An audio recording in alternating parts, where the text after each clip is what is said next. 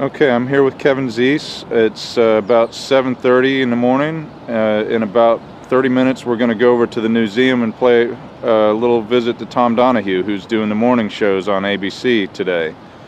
So, Kevin, why don't you tell us a little bit about today's action?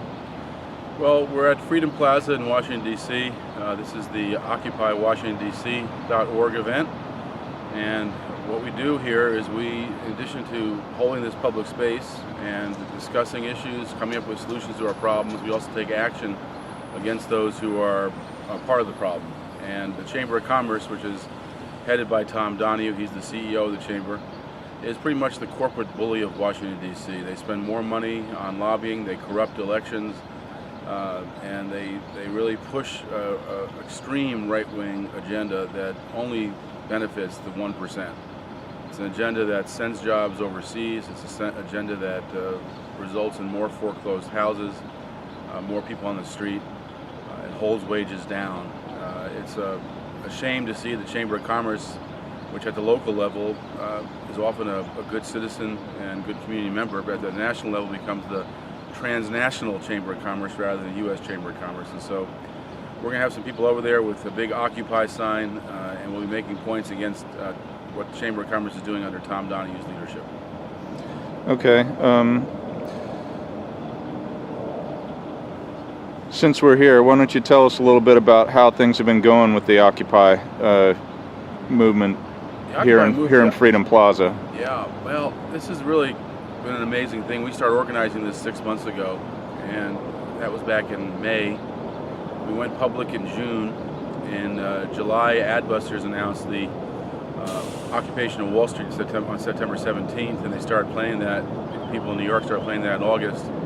Some of our organizers are from New York, so they attended some of the assemblies to help to organize that. We immediately saw that as a synergistic effort, very much the same message and target as we had, and we endorsed it, and they endorsed us.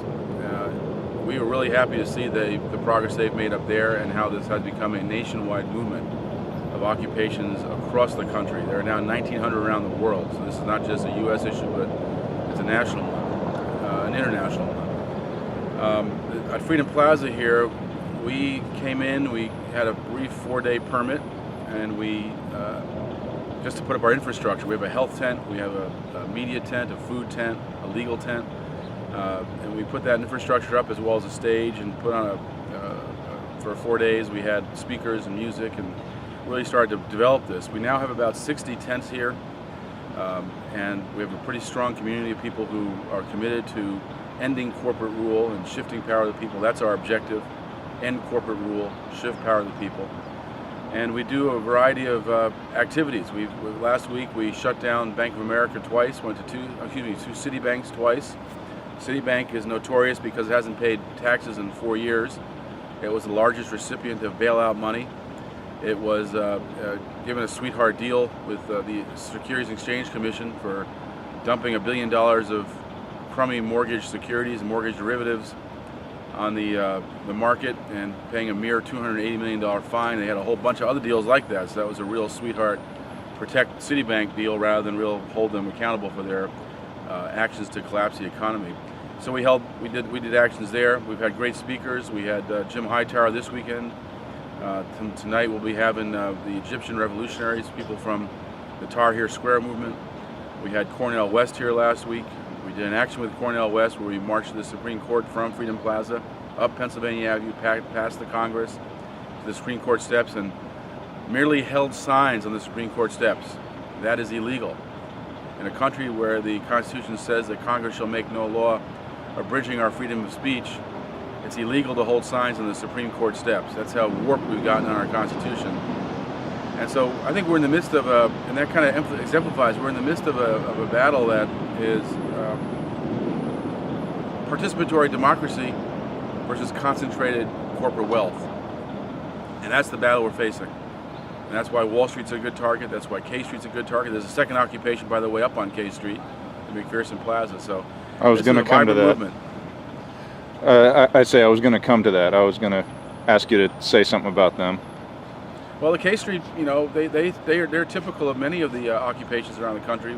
When Wall Street took off, occupations sprung up across the country, and they wanted to start on October 1st. We started on October 6th, the 11th anniversary, the beginning of the 11th year of the Afghan War.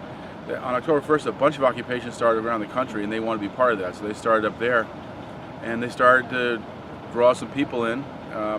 Around the time ours got going, theirs got going too, got building, and they've decided to keep their camp going on K Street. We have our camp here going on in the government district, so we have both the government district and the K Street district covered with the two occupations. Now, how have things been with the authorities? I gather that the police have been a lot cooler in D.C. than they have been in New York. We have constantly emphasized that the police are part of the 99%. We know that the D.C. police have contract issues that they've not been able to resolve.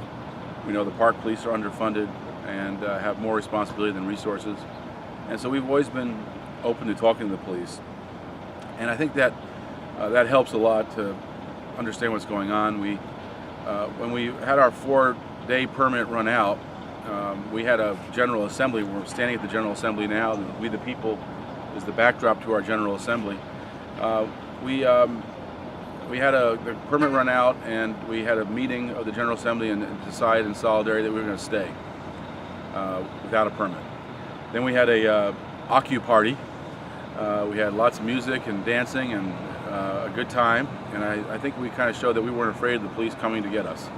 And the next day, the police came by, and essentially the Park Service came by and offered us a 4-month extension on our permit. Now, the permit doesn't really protect us that much, but what it does is it prevents other people from asking for this space, seeking a permit for this space, which is an important thing. We don't want, right-wing Koch brother business groups coming here and asking for the permit and having a conflict with them. So we have the permits, we have the place, but all the tents that are here, the food that's here, is not including the permit. And so in the recent days, about the last week or so, the park police have been coming by and filming every day or every other day, videotaping, and they've told us that they're getting pressure from above to remove us. So we expect in the next week or so that we'll have a conflict about that, because my sense of the crowd is that if we have a General Assembly about it, we'll vote again to stay.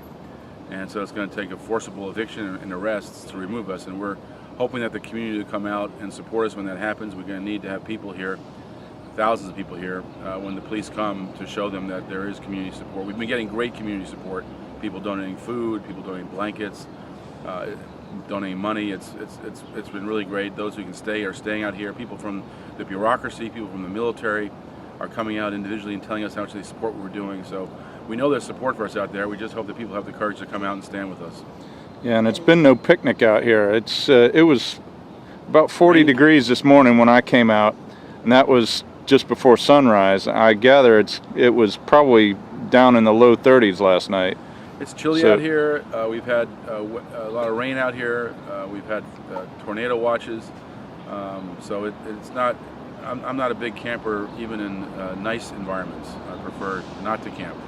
So I've been sleeping out here and getting used to it. Yeah. But I think that but what we're doing by occupying this public space, so we are occupying political dialogue, and that's really important. Lest anybody think that people are just out here for a little holiday.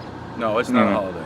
It's a challenge. Every day is a challenge. There's always issues to deal with, from porta potties to food to sleeping. I mean, the basics are challenging, plus we do the other work. And as I said, we're occupying public space in order to occupy political space. We're trying to give voice to people who don't have a political voice, and for those who do have a political voice, expanding their area of discussion, not the Tea Party to the neoliberal corporatists, but now we're talking about the anti-corporatists. So we're building the discussion further out, giving people more, they call it out, and finally talk about what the people really want, which is a non-corporate government, and a government that's really run by the people.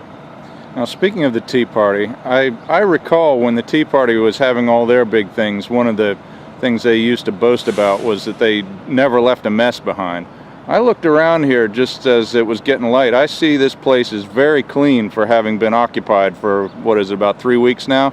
And there's no trash around here. We make a very big effort. We recognize this as public property, and this is the public's. We're part of the public, and we want to treat it with respect.